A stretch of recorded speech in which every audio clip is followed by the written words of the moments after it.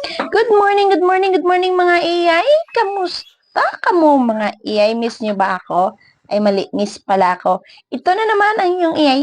Emma, mambubulabog, manggugulo ng utak nyo, pero ang totoo, mas magulo ang utak ko. Kaya damay-damay na to. Ako'y naniniwala na hindi man ako maganda sa paninyo. Agree ako. Tanong nyo pa sa nanay ko. Ako pa rin ito ang nag-iisang nanay na kahit laging tinatamad, laging nagpupuyat, gagawin ng lahat, mabuhay lang ng patas, kasama ang pinakamahal na anak. So mga iyay, tara, samahan niyo ako for today's video. Ngayong araw mga iyay, gusto kong simulan ng kakaibang content. Kaya medyo inabot ng ilang buwan bago ako makapag-upload ulit. Ang tagal ko na kasing nag-upload pero parang di ko pa rin makuha-kuha ang dapat kong kunin at di ko pa rin maipaparating ang nais kong iparating. Char, ang lalim. Kasing lalim ng balon ng pagmamahal niya noon. Noon nga lang yon pero ngayon, ay, ewan ko sa ngayon. Okay mga iyay, sa vlog na ito, featuring yung bahay na tinitira namin ngayon. So total ito na rin din naman ang nasa video natin. Maaring nagtataka kayo mga iyay, bakit hanggang ngayon hindi pa rin tapos ang bahay namin. Ganito kasi yan mga iyay. Una, hindi po sa amin ang lupa. Pinayagan lang kami ng kapatid ng lolo ko na makapagpatayo ng bahay dito. At ang pangalawang dahilan ay may kinalaman sa una, syempre. Dahil nga hindi sa amin ang lupa, hindi ako pwedeng basta-basta makapagdesisyon ng ako lang. So kung anong klase ng bahay gusto ko, hindi ko lang maisip sa umpisa. Pero syempre wala naman talaga akong balak na tumagal dito dahil nga hindi sa amin to. Mga iyay, story time. Bakit ko piniling manirahan dito? May dahilan ako at isa na doon ay ang kagustuhan kong manatili at maranasan ang tinatawag na permanent address. Madalas kasi noon ay narinig kong sambit ng nanay ko na para daw kaming mga NPA. Sabay-sabay, no permanent address. Iba yung NPA na kumakalaban sa gobyerno iba yon. Pero ang mindset ko, dahil ko pang rebelde no? Yung kinakalaban ko nasa gobyerno, lalo na pag-corrupt. Iba yon, hindi ganon. So, hindi kami membro noon Pakiisipin nyo, ganun kami. Mukha lang, pero hindi. Hindi nga. Going back, mindset talaga kapos. Balik sa kwento. Lumaki kasi akong palipat-lipat ng tirahan. Ipinanganak ako sa lugar kung saan nagtatrabaho at namumuhay ang mga lolo't lola namin bilang tenant ng lupain ng isang kilalang angkan ng mga politicians dito sa lugar namin. Uy, nanonood si SB, baka isipin niya ang kanila tong tinutukoy ko.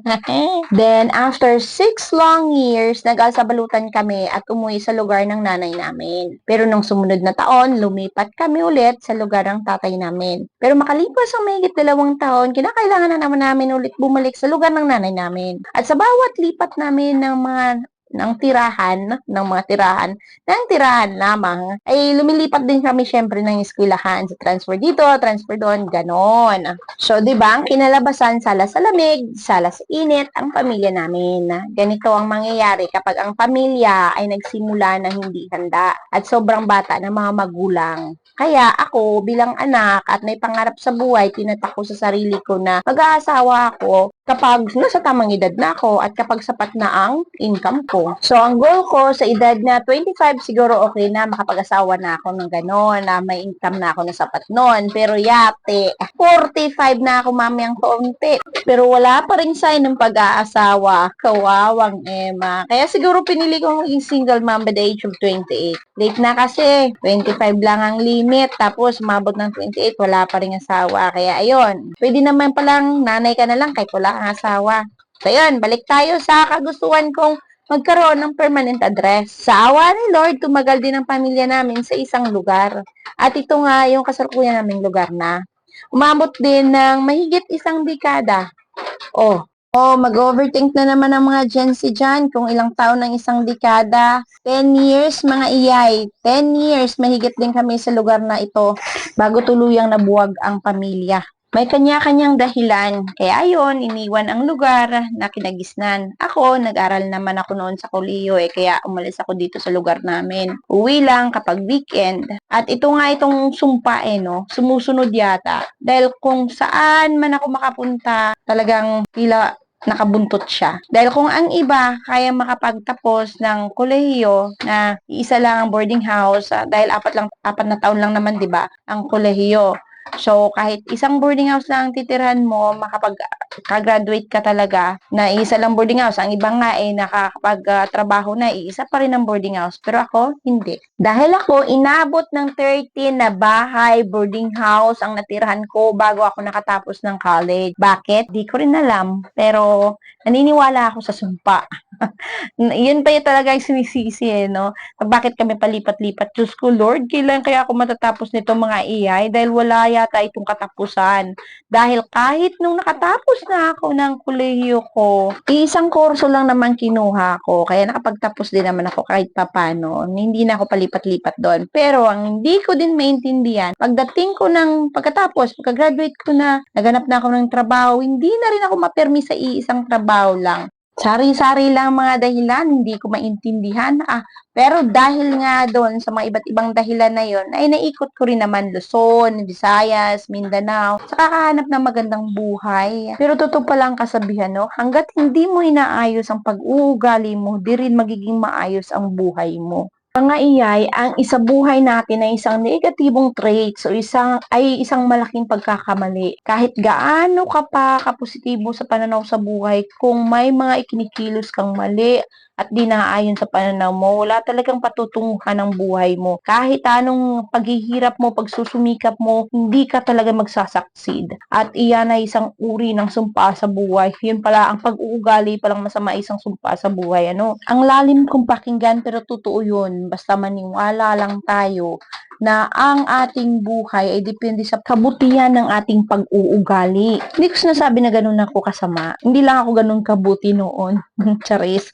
Kasi yung mga AI, talagang nagbago lang talaga ang buhay ko nung magkaanak na ako. Okay, medyo nabawas-bawasan ng sumpa ng kasama ng pag-uugali ko. Nabawasan lang. Pero hindi talaga na naalis ang mga bad habits na mga yon. AI. Siguro, paunti-unti maaalis din yon. Charis. Ba't ko din i-defend sarili ko? Napaka-defensive ko naman. Mga AI, para sa akin, ang buhay di naman talaga malas. Pero bakit ba tilaok ng tilaok ang manok sa akin yung background?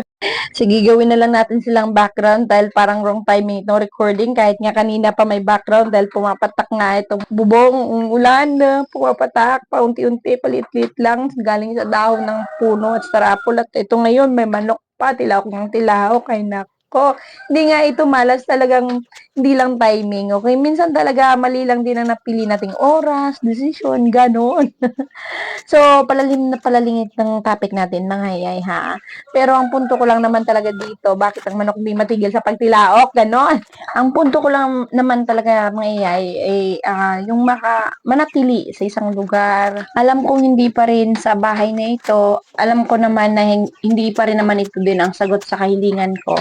Pero alam ko rin naman na malapit na ito sa pangarap ko. At hindi ako titigil hanggat hindi ko makamit yon. Naniniwala kasi ako na kung may sarili kang tirahan, may sarili kang kapayapaan, peace of mind kumbaga. At ang paniniwalang ito ay hindi nalalayo sa paniniwala ng nanay ko noon. Pero hindi ko alam kung naniniwala pa rin siya doon. Pero ako ipupush through ko talaga to hanggang makamit ko. Dahil anumang meron ako sa buhay ko ngayon ay hindi lang para sa akin yon. Ang pangarap ko lang naman ay mabigyan ng buhay, nag-iisa kong anak, ng magandang buhay na kaya kong ibigay syempre. Dahil siya lang naman ang dahilan kung bakit ako nagpakapuyat, pakapagod, at kumakain ng todo. O, diba? Kahit minsan alam kong hindi naman naibibigay ang lahat sa kanya, pero ang mahalaga naman ay magampanan ko ang pagiging magulang ko at maiparamdam ko sa kanya na kahit hindi kami kompleto bilang pamilya, ang mahalaga ay tunay ang pagmamahal na naipadama ko sa kanya, di ba? Na hindi man ako perpektong ina, kaya kong gawin ng tama at lumaban ng patas. At nang maitaguyod ko lang ang buhay na may pangunawa at respeto sa bawat isa sa amin hanggang sa paglaki niya. O, di ba? Ang drama. Kakapanood ko kay Batcha to no? So, ayun na nga mga iyay, sa kasalukuyan, mag-apat na taon na kami dito sa bahay na ito, pero tila ang bagal ng improvement, pero sa totoo lang, ito nga isa sa mga improvement na ginagawa ko, nilipat-lipat kong magamit kasi ayaw ko nang simentuhin ang lugar na to. Sinadyang di na baguhin ang bahay na to. Ito na lang to. Kunting improvement na lang, sa protection na lang namin mag-ina, ganun na lang. Pero wala na talagang iba pang babaguhin. Masunuring kasi akong anak, pero higit ako masunuring apo. Alam niyo na.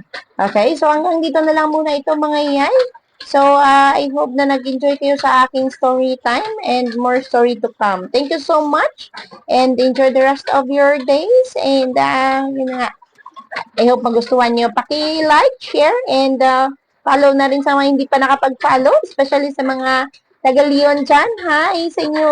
Thank you so much for watching. Follow me on Facebook. Bye-bye!